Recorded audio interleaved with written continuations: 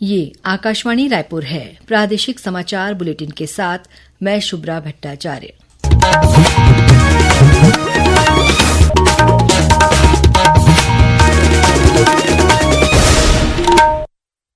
और अब पेश है आज के मुख्य समाचार। ईडी ने आज पूर्व मुख्यमंत्री भूपेश बघेल के घर सहित 14 स्थानों पर छापामार कार्रवाई की। विरोध में कांग्रेस सदस्यों ने विधानसभा में किया हंगामा। रायपुर में आज छत्तीसगढ़ एनर्जी इन्वेस्टर्स समिट का हुआ आयोजन। कई बड़ी कंपनियों ने 3 लाख करोड़ रुपए से ज्यादा के निवेश का किया ऐलान। भारतीय सेना में अग्निवीरों की भर्ती के लिए अधिसूचना जारी। और गरियाबंद जिले में आज 3 इनामी माओवादियों ने पुलिस के समक्ष किया आत्मसमर्पण। अब समाचार विस्तार से। प्रवर्तन निदेशालय ईडी ने आज पूर्व मुख्यमंत्री भूपेश बघेल के घर पर छापामार कार्रवाई की।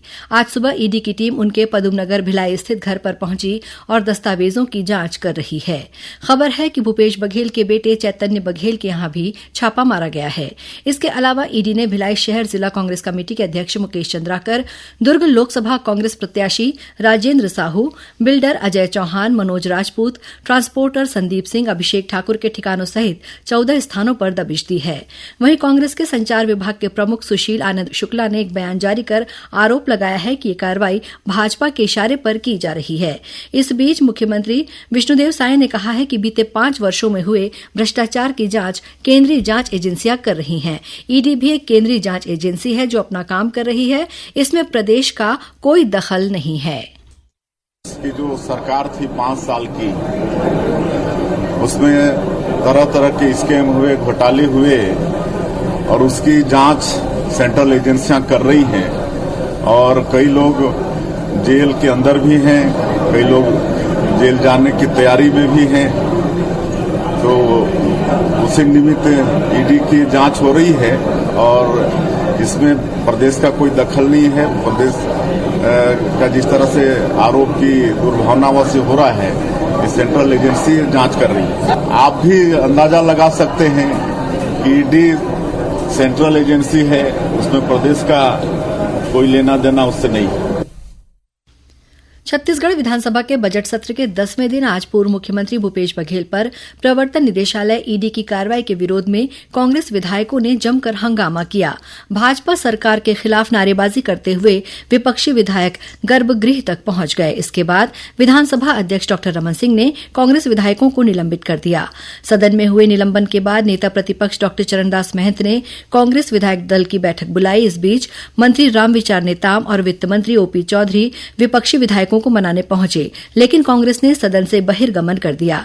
ईडी के छापे के विरोध में कांग्रेस विधायकों ने विधानसभा की कार्यवाही का बहिष्कार करते हुए गांधी प्रतिमा के सामने धरना प्रदर्शन किया।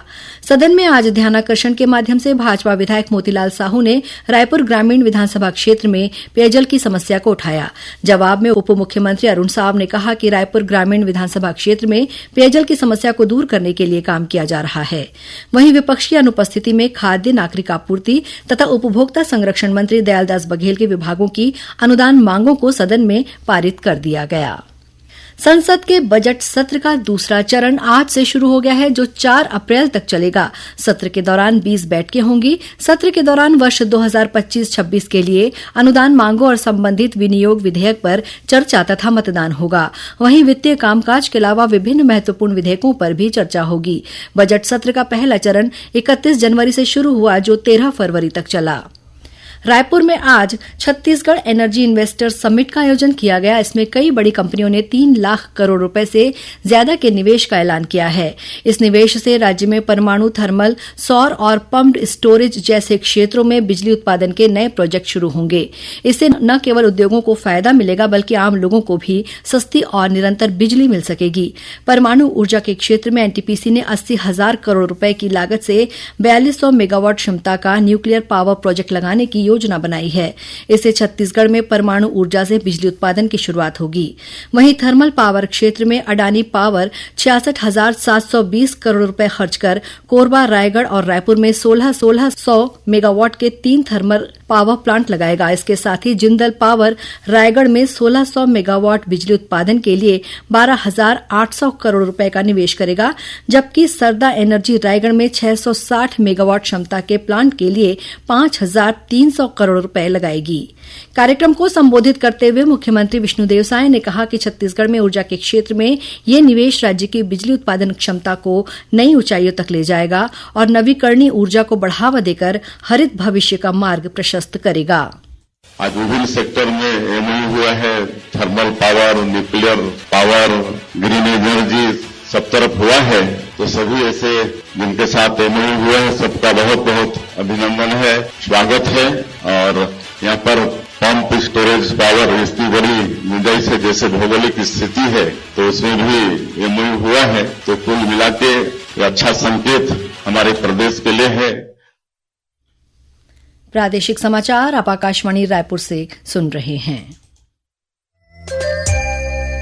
छत्तीसगढ़ की खबरों से है आपका वास्ता और खबरों की विश्वसनीयता से है हमारा वास्ता। आकाशवाणी समाचार रायपुर के प्रादेशिक समाचार बुलेटिन के साथ ही हमारे समसामयिक कार्यक्रम आप रेडियो के अलावा अपने मोबाइल पर भी सुन सकते हैं। आकाशवाणी समाचार फेसबुक, ट्विटर और यूट्यूब पर भी उपलब्ध है। हमारा Facebook page Chhattisgarh news on AIR, Twitter handle CGAIR news और हमारा यूट्यूब चैनल है छत्तीसगढ़ AIR न्यूज।